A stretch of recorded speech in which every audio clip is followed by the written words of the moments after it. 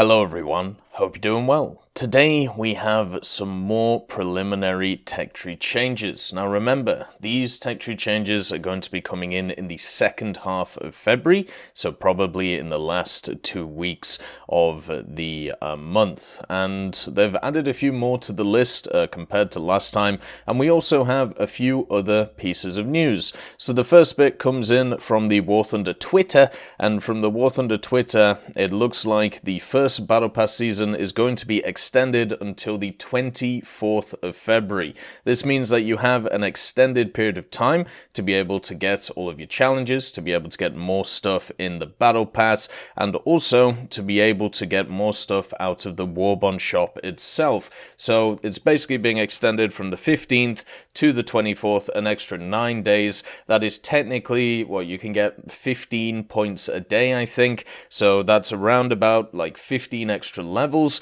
plus more time to get your challenges done. This is perfection. Always nice to have more time to be able to do this stuff. We're still waiting on an announcement for Season 2 of the Battle Pass, whether it'll come out when an update comes out or whether it'll come out straight after the first season. Unfortunately, we don't know, but hopefully we will get confirmation soon. The next piece of news comes from Zabby, following a data mine that he was able to do, and it looks like over the weekend we're going to be enjoying a Lunar New Year and also a Valentine's Day event. Looks like they're going to be combined in a single event, which will be announced tomorrow, and you get a new trophy, which is all Valentine's, a Battle Bull decal as well, which I'm guessing is for the Lunar New Year that we talked about before, and there's also a new compound bow decoration.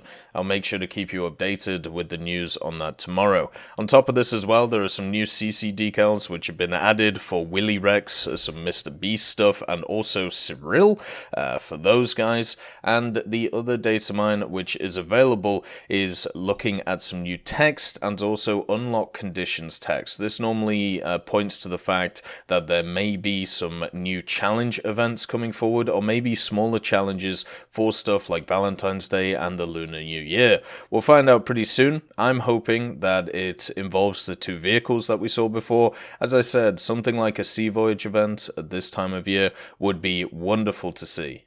Now on to the proposed tech tree changes in themselves. The first one, which is probably one of the biggest changes, is they're actually moving the T14, the American Premium. They're moving it to rank 3, but they're also changing its price from 1600 to 1750 GE. So if you're looking to pick it up now, make sure to get it before the price change, because obviously you'll be paying more. Obviously, if you want to pick it up on 50% off, it's still going to be cheaper than full price. But if you want to play it now, or if you want to play it in maybe some future events, this might be the time to have a go at it. Because the T14 has moved up to rank 3, this generally means that it will be useful for not just the Build-A-Bear events, but it will also be useful for the challenge events that we have around the place. So whenever they have the, get 50 kills, or, get 8 kills in one game, stuff like that, kind of like Operation Winter, Operation Summer, Operation Heat,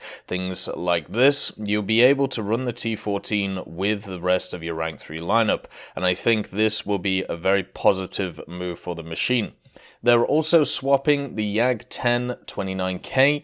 They've moved to rank 2 after the SU-57B. So they're moving that from the AA line into the anti-tank line. This makes sense. Most people use it as an anti-tank machine anyway. And to be honest, that AA line is very depressing to go through when it comes to the Soviet tree. Not too many vehicles which are that good there for AA purposes. And I think putting the YAG 10 after the SU-57B just makes sense because of its tank destroying capability.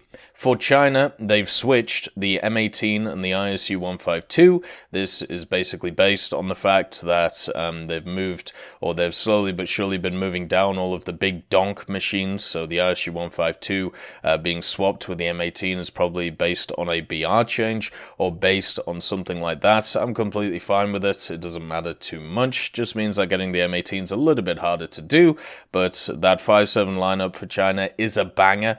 I would definitely recommend this. The next change is for Italy, and the 105-25 M43 and the 75-34 M43 group has been moved to rank 2. This is probably because of the fact that once again they've got a lot of BR changes over the years, and they have reduced in BR a lot. Those Semaventes definitely do struggle in the game, or at least did at the current BRs that they were sat at. Now it will be much better for them when it comes to the general, grind and research of the vehicles. So those being moved down to rank 2 means they're easier to get. Remember, don't forget that automatic change. If you are interested in getting the automatic, now would be the time, because if you wait until afterwards, what's going to happen is the automatic is going to be moved to rank 7. It's getting a massive increase in its RP cost, and also its modification costs will go through the roof. The French, the CCKW 353AA has been moved to rank 2 as well, so a slight change there for that machine that you can, it doesn't change its BR, so you can still run it with more lineups, so that should be completely fine. For the US, the F6F5, they've also moved to rank 3 after the F4U1D and grouped it with the F6F5N, so therefore you don't have to research one of the Hellcats in order to progress through that little part of the tech tree. You might still need to unlock the vehicles in order to get the amount of vehicles required to progress to the next rank if they are moving that through. So that is once again lessening the grind overall. The Japanese, the Key 10-2C has been moved to the Key 10 group. I don't think you can actually get the Key 10-2C anymore. I think it was removed. Maybe it was. I might be misremembering that. But now it's moved to the Key 10 group. Once again, less grinding, and also makes more sense thematically. The SM91, on top of being moved to rank 3, the requirement to unlock the rank 5 is decreased from 6 to 5 vehicles, and this is because of the change to the SM91. This makes sense. You're still going to have to research the vast majority, if not all, of rank 4 to be able to get to rank 5, and this just means that now you're actually able to. The CL13 Mark IV for Italy has been moved to rank 5. The requirement to unlock the rank 6 is also increased from 3 to 4 vehicles. This is because of the movement of the CL13 Mark IV. Once again, doesn't change too much. Hopefully that means that there's a reduction in cost for the CL13 Mark IV, so it just makes it a little bit easier to use. France has 2 changes as well. The MD450B, the Baroujon, is getting grouped with the Oroujon, so they're actually moving it from where it was before, and they're grouping them together, so you don't have to play both of them. As a person who has spaded both of them, I will definitely say they are not very good aircraft. They are really hard to use, and with the most recent changes with the MiG-15 BIS and also the Sabres going down to 8.3, I would never touch them in a million years. The next one, the MD4522C, is moved to the position after the MD4522A, so they're strengthening that left side of the French tech tree, so it's going to be harder to get to the Mirage. So if you're interested in getting the Mirage, it might be worth researching that Super Mystère now, if you don't have the MD series of vehicles, just so you can get easy access to the Mirage itself. They've also done a bunch of economy changes based off of this.